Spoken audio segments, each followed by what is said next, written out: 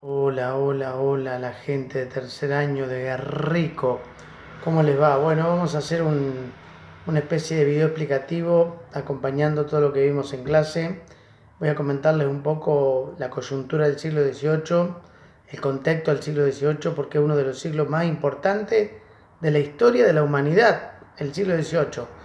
El siglo XVIII es el 1700, 1700 a 1799 es el siglo XVIII. Bueno, tres cosas lo hacen muy relevante a este siglo. Las tres cosas son, al saber, se le dice el siglo de las luces.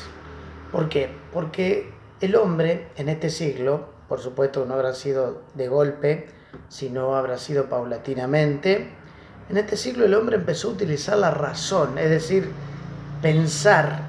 No es que el hombre antes no pensaba, ojo, sino que ahora el hombre empezó a pensar con más profundidad, empezó a pensar cosas, se empezó a replantear un montón de cosas, se empezó a hacer preguntas a sí mismo.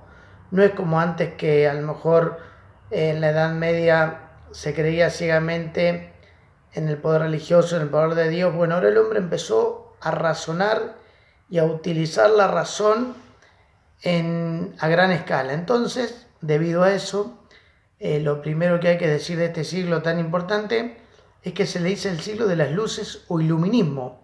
Por este motivo, porque el hombre empezó a utilizar la razón y empezó a pensar cosas que antes no pensaba, ¿no? Empezó a pensar cosas más profundas en la existencia de Dios, la existencia o no de Dios, bueno, ciertas cosas, pensamientos más críticos, más audaces, eh, otros puntos de vista, no quedarse con un solo punto de vista. Bueno, por todo esto se le dice el siglo de las luces o también llamado iluminismo y acompaña esta despertar cultural un proceso que se dio en muchos países de Europa, pero en especial en Francia, que es la ilustración. El periodo ilustrado también se relaciona mucho con el siglo XVIII. Y también Diderot, un autor francés, eh, ideó un gran compendio, un gran libro, para que ustedes me entiendan, de la historia del mundo hasta ese momento, que se llamó La Enciclopedia. Así que ese es el contexto del siglo XVIII en la parte cultural, vendría a ser. Después, este siglo no pasa desapercibido tampoco, porque hubo dos revoluciones. Una en Inglaterra, la revolución industrial. ¿Qué pasó con la revolución industrial? La revolución industrial hizo eh, que se empezaran a fabricar los productos en grandes cantidades, es decir, en serie, en grandes cantidades, en grandes volúmenes. Por ejemplo, la camisa que en este momento tengo puesta, a lo mejor el fabricante fabricó 10.000 camisas, 20.000 camisas. Hay muy pocas cosas artesanales. Yo a veces cuando estoy en la presencialidad digo que una de las cosas artesanales es, por ejemplo, esos carteles que hacen las maestras de primaria con el nombre de cada chico. Bueno, eso es algo artesanal porque vas a encontrar uno solo, a lo mejor en todo Guerrico, en el salón de quinto grado de Guerrico, por ejemplo, y en sexto vas a encontrar otro cartel, pero a lo mejor totalmente distinto, con los mismos nombres de los chicos de sexto, pero totalmente distinto. Las cosas artesanales son casi únicas, por así decirlo. En cambio, la producción en serie en grandes cantidades, la aparición de fábricas, se dio con la revolución industrial, que aprovecho para decir que tiene dos etapas la revolución industrial. La primera etapa, que se la ubica a mediados del siglo XVIII, que se caracteriza por la industria textil algodonera, es decir, pasado otras palabras, la primera industria que se desarrolla como tal, en grandes cantidades, en serie, con una producción a gran escala, es la industria textil, la ropa, la ropa.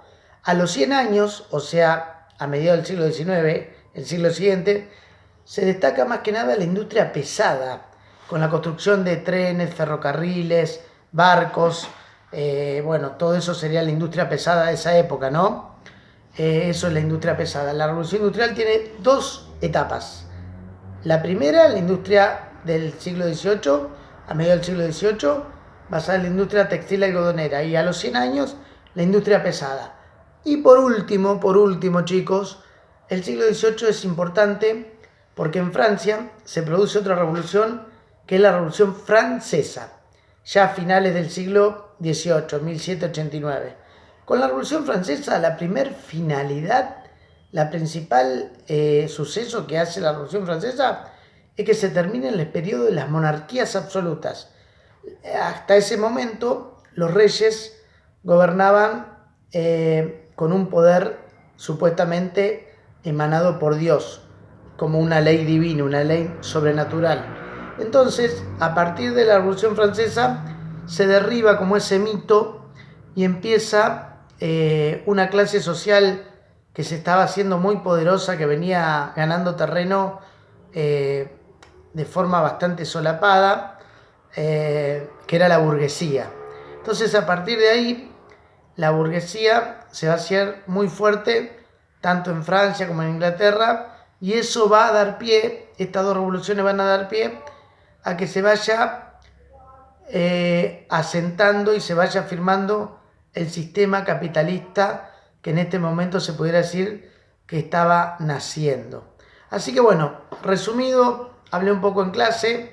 Acuérdense lo que dije de que el pelotón de la bicicleta, como si Inglaterra fuera la que se escapa del pelotón, porque fue el primer país que se industrializó y el resto de los países lo trató de seguir. Así que bueno, esa es la idea de que ustedes vayan viendo estos videos acompañados de las clases presenciales. Bueno chicos, un abrazo, nos vemos el viernes en la presencialidad.